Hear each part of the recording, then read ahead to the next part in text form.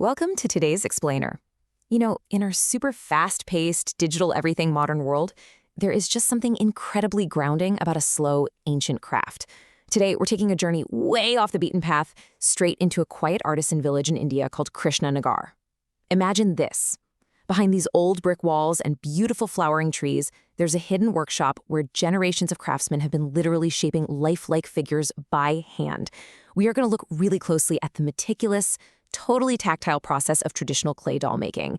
It's an amazing technique, but it's one that's quietly slipping away from us.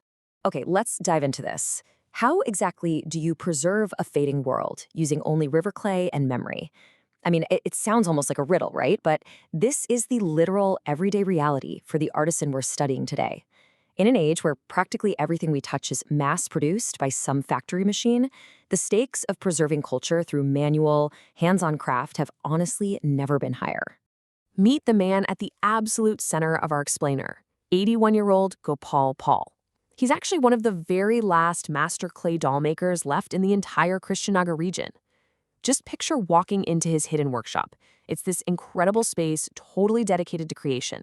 Shelves packed with unfinished dolls, and scattered absolutely everywhere are these little jars of vibrant, colorful paints.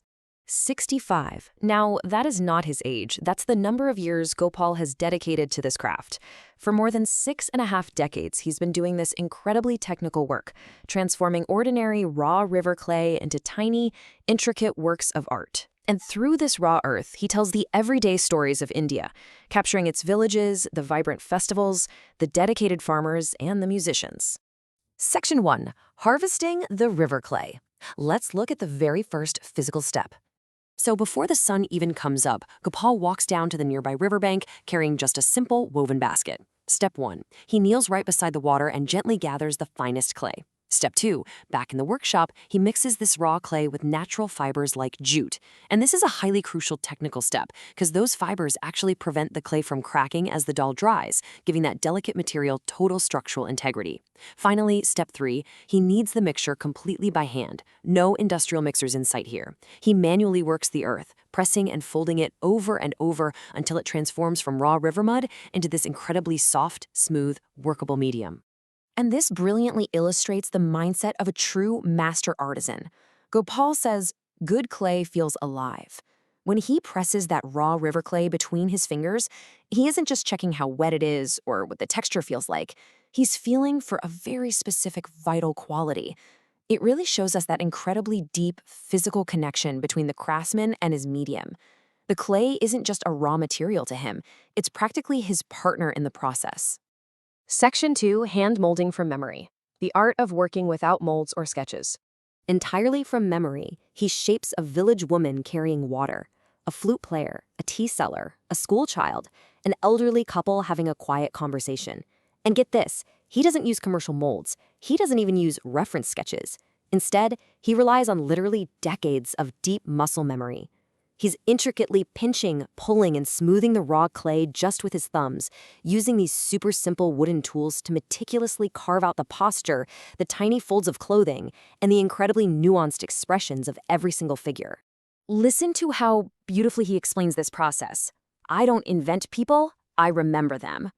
For those of us really focused on learning the why behind the how, this is absolutely vital. Every face he molds is inspired by someone he has actually crossed paths with. That means his tactile, physical process of molding clay isn't just art. It's actually a profound form of historical record-keeping. He's archiving the people of his life directly into the clay. Section 3. Painting soul into clay. Let's talk about the final finishing touches.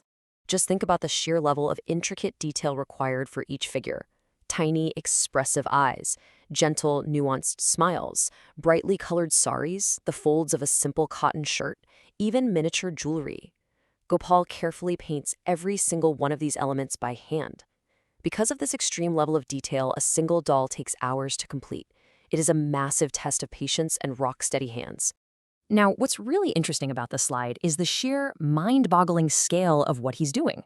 To paint those gentle smiles and tiny eyes, Gopal uses a brush that literally carries only a few hairs. Just imagine the immense technical precision it takes to execute those micro details without making a single mistake. It's just an astonishing display of fine motor control and absolute dedication to the craft. Section 4, a craft under threat, the reality of fading traditions. The contrast we're looking at today is pretty stark. On one hand, you had the slow, deliberate, beautiful process of hand-molded clay figures. On the other, the fast, cheap dominance of factory-made plastic toys and souvenirs. Once upon a time, Gopal's workshop was constantly filled with tourists and collectors. But today, plastic totally dominates the markets. Because of this massive shift, orders are rare, and sadly, a lot of the neighboring artisan workshops in the village have already had to close their doors for good. Section 5, preserving the legacy, passing the torch to the next generation. Despite the disappearing market, Gopal opens his workshop every single morning. He says, if I stop, these people will disappear forever. And stepping into this fading world is his granddaughter, Ananya, who truly represents the potential future of this ancient technique. When she first starts helping out during her school holidays, her hands are shaking, and she actually accidentally smudges the paint on one of the dolls. But instead of getting angry, Gopal just gently wipes the mistake away and tells her perfection isn't the goal, giving something a soul is. You see, he isn't just teaching her the physical mechanics of holding a tiny brush. He's teaching her the true underlying purpose of their craft. And this legacy soon steps onto a much larger stage, completely unexpectedly. One day, a museum curator who had heard about Gopal's work actually shows up at the workshop. She spends hours documenting the space and selects dozens of his dolls. Fast forward a few months, and those exact same dolls are featured in a massive cultural exhibition, standing proudly behind glass cases where kids, everyday visitors, and even other artists stop to admire the tiny details and take notes. So the crucial point is the exchange that happens next. When the curator first selected his work, Gopal was genuinely surprised. He admitted he thought people had completely forgotten about them. The curator's response is just powerful. People only forget what no one preserves.